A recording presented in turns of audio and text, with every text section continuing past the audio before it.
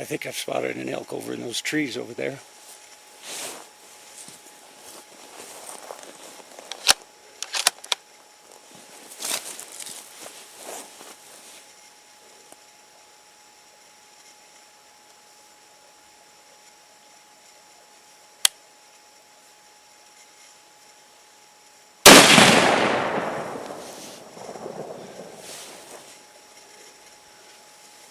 It's a game warden.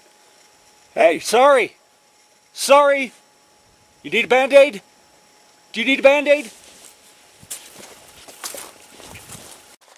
Okay, in this episode of Survivor Man, we've just accidentally shot the game warden, so we got to go into survival mode. And what we're going to do is get the hell out of here. We'll see y'all next time, maybe in 5 to 10. Adios.